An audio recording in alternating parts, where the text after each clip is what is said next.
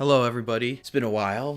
Welcome back to Reeling for Cinema. I just want to say I'm back and I'm ready to keep doing some reviews. And I thought I would start out with doing a review of one of my newest favorite movies. I've been waiting a long time for this one, and it's Gladiator. For me, I have a lot of build-up with some movies. I put them off a little bit, and my family and friends really have some animosity from that, but I like to save some of the best movies for later in my life. I think it's a good little exercise, and I've been saving Gladiator for the right time, and I thought, what better time than when the second movie released in November. So without further ado, I'll start my review with Gladiator. I thought this movie was fantastic. I mean, it's Ridley Scott firing on all cylinders. I think he's one of my favorite directors. It just so happens one of my favorite horror films is Alien, and one of my favorite films overall is Blade Runner, and now another one of my favorite films is Gladiator. And I just think his style, his visual appeal in terms of cinematography, collaborating with cinematographers and making these beautiful images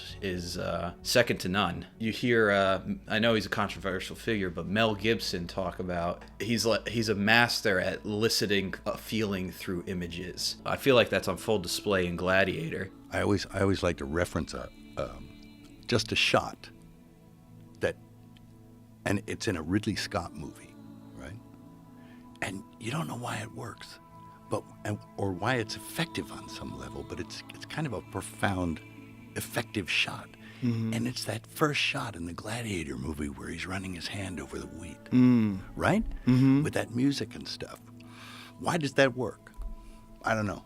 Some that stood out to me were the beginning battlefield shots with the snow and everything. It's just a great, great composition. This movie's right up my alley, basically. It's a historical movie. Now, it's not completely historically accurate, but faithful to the history. It's about a fictional character, Maximus Decimus Meridius, and while he's fictional, it's still kind of realistic. And some of the stuff historically might not add up, but Scott has a way of making it feel so lived in that you buy it. And I think another one of the reasons why it feels so lived in is because it's shot on film. It gives that old grainy look, and it immediately nowadays evokes nostalgia. See, if you're comparing Gladiator 2 with Gladiator 2, of course, shot on digital nowadays, is much more cleaner looking. And like I said before, the grain makes it look much more dated and much more believable. That's why Gladiator 2 was not really believable for me, and they also kind of go a little crazy with the historical accuracy, but that's a whole another thing with Ridley Scott. After Napoleon, that was pretty wild too. Let me go in depth with the characters. I think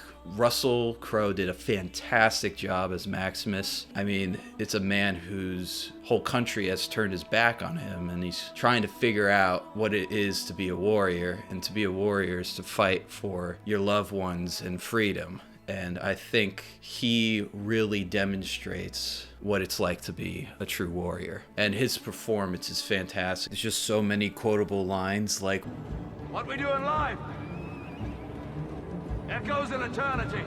I mean, that's quoted endlessly through so many people, and just so many more iconic moments. And another highlight for me was Joaquin Phoenix. He just knows how to play those snivelly little depraved, creepy dudes.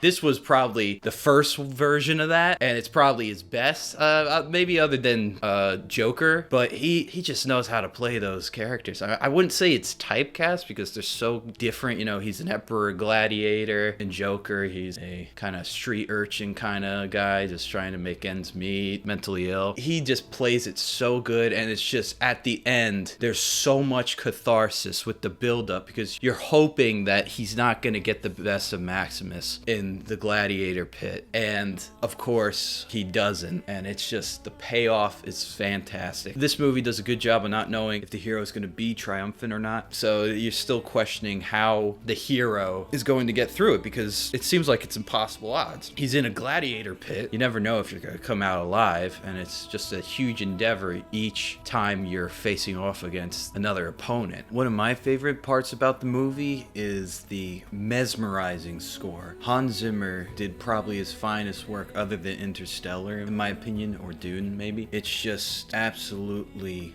ethereal. The tracks Elysium, Honor Him, especially the track Now We Are Free, just gives that catharsis of freedom at the very end of the movie. And I think personally it's one of the greatest film scores of all time, and it deserved an Oscar. I mean, there's a real reason why this movie is as popular as it is. It's incredibly inspirational. It tells you to just keep trying, fight for what you believe in, fight for what you love. And there's a reason why Ray Lewis, the linebacker of the Ravens, and LeBron James watch this movie over and over again. It's a great, inspirational, fuel to the fire kind of movie, and it really appeals to those who are trying to fight for something that they believe in. I can say I was most definitely entertained. Gladiator gets a must-see. Thank you for watching, and if you like this video, please like and subscribe.